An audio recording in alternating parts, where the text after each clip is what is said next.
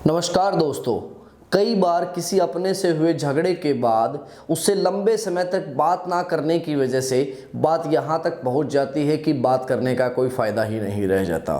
6 अगस्त 2012 की एक शाम को अभिषेक अपनी पत्नी पर चिल्ला रहा था, मेरा सर दर्द से फटा जा रहा है और तुम दूसरे कमरे में गजल सुन रही हो। अब मुझसे ये सब बर्दाश्त नहीं होता। मैं सुसाइड कर लूँगा, लेकिन तुमसे तलाक नहीं लूँगा। ऐसी जिंदगी नहीं चाहिए जिसमें तुम ना हो। एक बार फिर से सोच लो ना, तुम हो क्या गया है तुम्हें। वहीं दूसरे कमरे में प्रीति गजल सुनते हुए अपनी डायरी में कुछ लिख रही थी।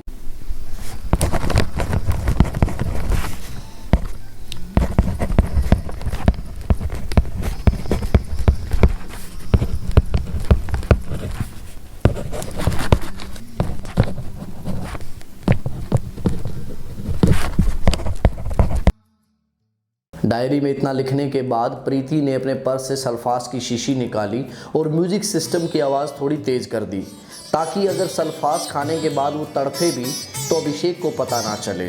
जैसे ही वो सल्फास खाने वाली थी, उसी टाइम पर अभिषेक दरवाजे पर आकर चिल्लाया, थोड़ा धीरे बजाओ, मुझे नींद नहीं आ रही। प्रीति ने बिना कुछ बोले आवाज़ कम कर दी और सल्फास की शीशी अलमारी में बंद कर दी। वो अपने तड़पने की आवाज़ अभिषेक को नहीं सुनाना चाहती थी। आखिर क्या वजह थी?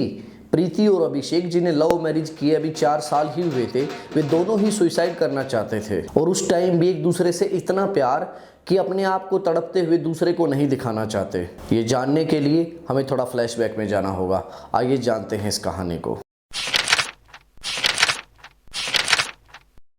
अभिषेक और प्रीति दोनों पहली बार मोतीलाल नेहरू इंजीनियरिंग कॉलेज में मिले थे। दोनों को ही लिखने की आदत थी, तो कॉलेज की लिटरेरी कमेटी में शामिल होने के कारण दोनों की दोस्ती हो जाती है और यही दोस्ती धीरे धीरे प्यार में बदल जाती है। चूँकि अभिषेक ब्राह्मण था और प्रीति श्रीवास्तव थी, तो उनके घर वाले शादी के लिए तैयार नहीं होते हैं, तो दोनों ने सभी पुरानी धारणाओं और रिश्तों को तोड़कर कोर्ट मैरिज कर ली। अब चूंकि दोनों की जॉब लग चुकी थी, तो घर वालों के मानने ना मानने से दोनों को कोई खास फर्क नहीं पड़ा। शादी के बाद दोनों खुशी खुशी रहते हैं। 1-2 साल तो सब सही रहता है, लेकिन शादी से पहले अभिषेक का बहुत मन था कि वो यूएस जाकर मास्टर ऑफ साइंस करे। उसका जीआरई स्कोर भी बहुत बढ़िया था। एक बार तो उसे इसके लिए स्कॉलरशिप भी मिल चुकी थी, लेकिन उसी दौरान उसकी शादी होने के कारण वो इस अपॉर्चुनिटी का बेनिफिट नहीं ले पाया था। खैर, ये बात इतनी बड़ी तो नहीं थी, लेकिन अभिषेक को कई बार खटकती थी। फिर भी वो धीरे धीरे इस बात को भूल चुका था। शादी के 2 साल बाद एक दिन अभिषेक ने प्रीति से कहा कि उन्हें शायद अब बच्चे की प्लानिंग कर लेनी चाहिए, लेकिन प्रीति ने उसे ये कहकर मना कर दिया कि अभी 1 साल और रुक जाते हैं, तब तक मैं अपना करियर भी सेट कर लूँगी। इस बात से अभिषेक बहुत नाराज़ हो जाता है। बोलने के बाद प्रीति को लगा कि करियर तो होता रहेगा, बच्चा हमें कर ही लेना चाहिए, शायद इसी बहाने हमारे पेरेंट्स भी हमारे साथ वापस आ जाएं। लेकिन उसने ये बात अभिषेक को कभी नहीं बताई। उन दोनों की एक खास आदत थी कि वो जब भी खुश होते थे तो शाम को एक सरप्राइज केक लेकर घर आते थे। एक दिन शाम को वो दोनों ही एक एक केक ले आते हैं। प्रीति ने उसे बताया कि वो प्रेग्नेंट होने की खुशी में केक लेकर आई है, और अभिषेक इसलिए केक लेकर आया था क्योंकि उसका MIT के 1 ईयर प्रोग्राम में सिलेक्शन हो गया था। उसे लगा प्रीति भी 1 साल अपना करियर सेट करना चाहती है, तो उसने अप्लाई कर दिया और उसका सिलेक्शन भी हो गया। इसके बाद अभिषेक ने प्रीति को समझाने की कोशिश करते हुए कहा, यार प्रीति, प्लीज़ मुझे गलत मत समझना, लेकिन क्या हम बच्चा बाद में प्लान कर सकते हैं? क्या मतलब? मैं समझी नहीं। मतलब ये कि MIT जाना बहुत इम्पोर्टेंट है मेरे करियर के लिए, मैं ये पोस्टपोन नहीं कर सकता। बच्चा तो हम 1-2 साल बाद भी प्लान कर सकते हैं। और मेरा करियर इम्पोर्टेंट नहीं था अभिषेक?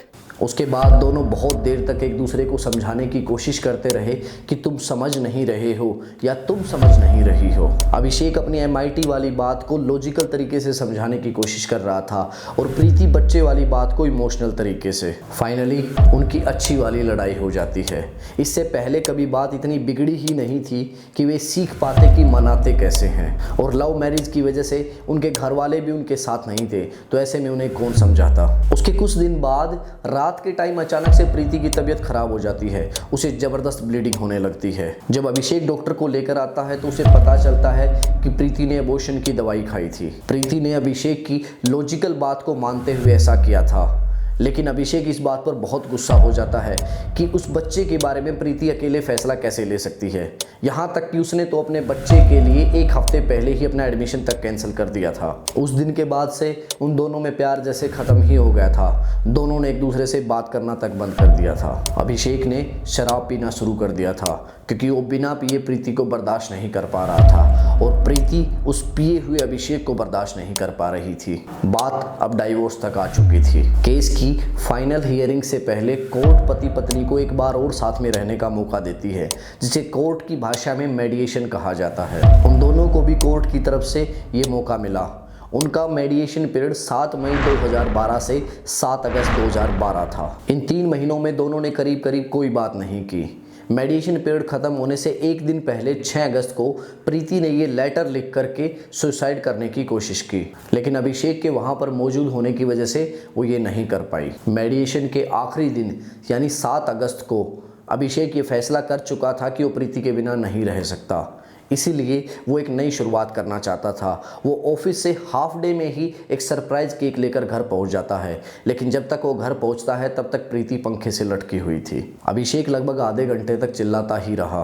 पड़ोसियों ने बताया कि लाश उतारे जाने के बाद अभिषेक ने केक काटकर सोती हुई प्रीति को खिलाने की कोशिश भी की। उसकी मानसिक स्थिति पूरी तरह से बिगड़ चुकी थी। जब पुलिस आई तो उन्हें प्रीति की डायरी मिली और उसी डायरी के बिना पर उन्होंने अभिषेक को गिरफ्तार कर लिया, लेकिन कोर्ट ने उसकी मानसिक स्थिति को देखते हुए उसे बरी कर दिया और उसे पागलखाने में भेज दिया। दोस्तों, हमारी आज की ये प्रस्तुति थी दिव्य प्रकाश दुबे जी के द्वारा लिखी गई उनकी पहली किताब शर्तें लागू से, जिसे 2013 में टर्म्स एंड कंडीशंस अप्लाई के नाम से हिंद युगम के द्वारा पब्लिश किया गया था, लेकिन बाद में इसका नाम बदलकर शर्तें लागू कर दिया गया। इस किताब में छोटी मोटी ऐसी ही 14 कहानियां हैं, जिन्हें पढ़कर आपको लगेगा कि ये कहानियां तो कहीं ना कहीं आपके आसपास से ही उठाई गई हैं। कुछ कहानियां आपको बहुत खूबसूरत लगेंगी तो कुछ थोड़ी बेवजह लग सकती हैं, जिन्हें पढ़कर आपको लगेगा कि ये कहानी तो बस किताब के पेज बढ़ाने के लिए लिखी गई है। किटी, समोसा और मंकी मैन कुछ ऐसी ही कहानियां हैं, लेकिन किसी के भी द्वारा लिखी गई पहली किताब से जो उम्मीद की जा सकती है